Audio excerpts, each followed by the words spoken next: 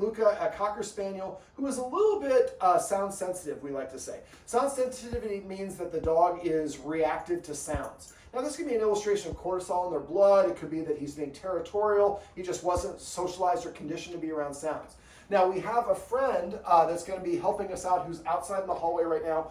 We are listening on a separate phone. When you're doing this, you would like to have somebody that you can control them.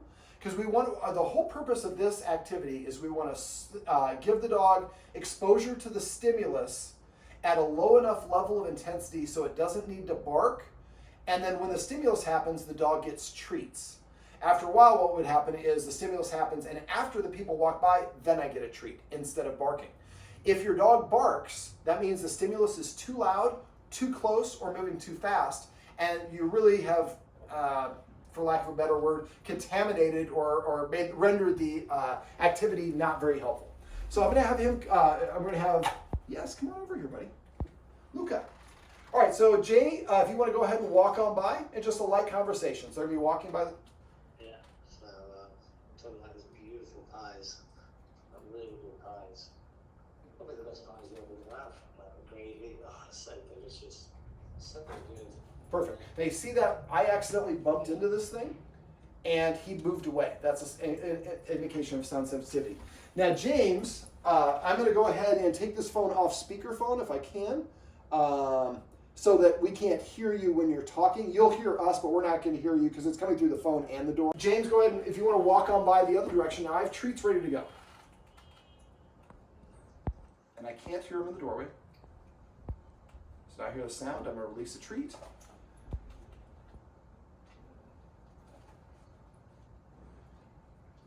Brilliant.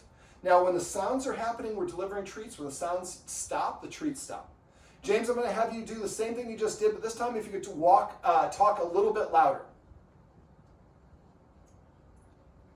Now I'm feeding the treats first. They're right outside the door. This normally causes him to bark, right? Now, a lot of times when I'm shooting these videos, I do it before and after. But once he gets hysterical, he's basically not going to be able to listen to anything for 20 minutes. All right, James, I'm going to have you do that again. This time when you walk by, talk a little bit louder and also have a little bit heavier footsteps. All right, come here, buddy. Go ahead whenever you're ready. I want to be delivering these treats so fast that he doesn't have a chance to bark at first. And then after a while, I start having a delay. All right, James, if you want to come around, come back and do the same sort of thing. Now you see how he moved away. Something else for me to, James, go ahead and walk back and have a little bit heavier steps and a little bit louder conversation.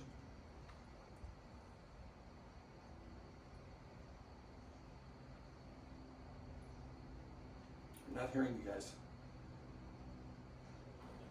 There we go.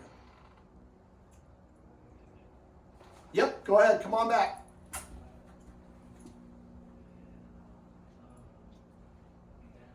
I can throw the treats on the ground or I can just give it to him directly. All right, and then I'm going to have you do that one more time, but this time I want you to, I'm guessing, well, we don't want to do that yet. I'll talk about it off in a sec. So I don't know what your team is, but if you're Liverpool, I don't know, I'm not a soccer fan. But like, I want you guys to like walk down the hallway kind of like you've been to the pub, you've had a couple of pints, and you're happy because your team won, and you're kind of that loud. So go ahead and walk on by and do that one more time.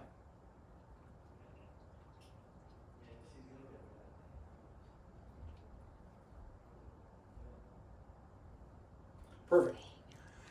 Okay, now James, I'm going to have you do something else. I'm going to have you come to the door, and I'm going to have you without talking, just lightly knock on the door, just so we can barely hear it inside. So go ahead, come on up to the door, and just give me one single light knock. Treat. All right, go ahead and give me a little bit harder knock. So you saw he stopped. That was a little bit. So we can give one a little bit less than that next time, James. So, and I'm going to reset by just putting a couple treats on the ground. You see how he's kind of twitchy? That's the cortisol in his blood. So I'm just going to do find it, kind of get him out of his head. Find it. All right, now I'm going to do it again. James, come back and let's give us that light knock again. Then I release the treat. Let's do that same level. Go ahead and do it again. Now, in a perfect world, we would not do this after a 4-hour interview, which is what we just done.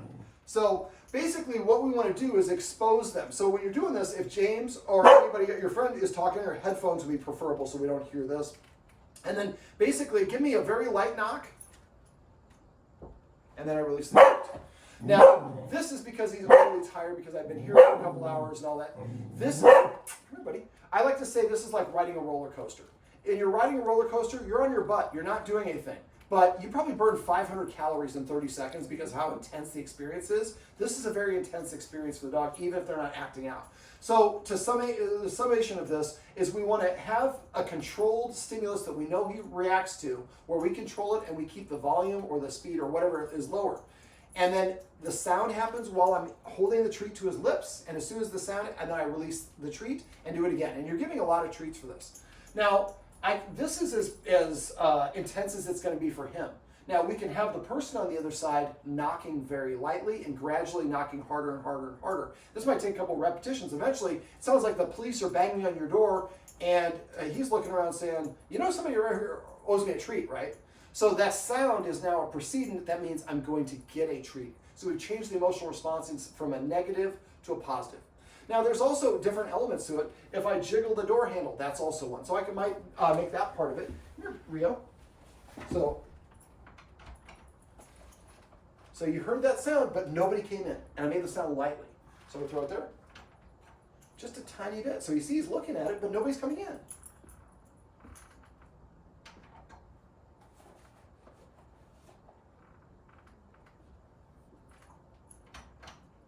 So after a while, you'll be able to jiggle this harder and harder and harder. Again, you can have people pounding on the door. You can have them jiggling it. Now, when we're right here, we have to have somebody on the other side of the door that's helping us by doing it like James is just doing it quieter and quieter until we find that butter zone. And gradually, we're going to ramp up. But if you're doing it with neighbor, like I'm guessing at probably 4:30 to 5:30, there's probably a lot of people coming home from work. So you could practice it with those people, but in that case, I would probably be practicing where you and Luca are over there. We're moving further away, so the intensity of it is dissipated by the distance. Or you can do it in your bedroom, in your bathroom, or other places in your place. Now you see how he's kind of backing away. So after this is something where you want to give him a little belly rub or something good so that it just, we don't want to make it such an intense experience that he's just, it's too much for me. I can't deal with this anymore. It's just constantly negative. Also, dog behavior modification is not a linear process. The guardian here works in psychology, so she understands somebody's having a great day, everything's going great, and suddenly just everything goes to crap. And that's life. It goes up and down. We were literally just talking about this off camera. And so for your dogs eventually, sometimes they have a bad day, and that's okay. Now, what we're trying to do is, in the dog world, we call this extinction. We want a sound to no longer be responded to. That's called extinction. Before that happens, and I'm kind of curious, I'm sure there's a human analog to this, we have something called an extinction burst. Right before they get over it permanently, it gets worse. I bark like crazy and everything, and people call me like, it's not working anymore, David, what do I do now? Stay on your path. You're almost there. Keep going. But the whole point of this is we want him to be exposed to stimulus without any barking at all, because we control the intensity and we gradually ramp him up till it's real world intensity and he's cool with it. It takes time and practice. So I try to practice this maybe once or twice a day in like maybe 30, 60-second practice windows. And then if you have a friend, maybe have your friend go smoke a cigarette or just hang out or whatever, and then come back and practice a little bit. Give him a chance to go cuddle in your arms and recharge his batteries. And remember, if he does one of these anxiety shakes, yes, and pet his butt or wherever he likes being petted. He's releasing that anxiety. So I would make a list of all the different triggers. So footsteps would be one trigger. Voice is one trigger. Knock at the door would be a trigger. The jiggling and the handles is a trigger. Any other sounds that are normally associated with that, systematically working them one at a time until eventually, no matter what the sound is, Luca's like, somebody around here owes me a treat. I know, I was just kidding that part. That's the part where I said you get the treat. All right, well, this is my buddy Luca. Let's see if we can get him to come over here. Luca, this is Luca. And these are some tips and tricks you can use if you have a dog that barks at sounds outside of your house.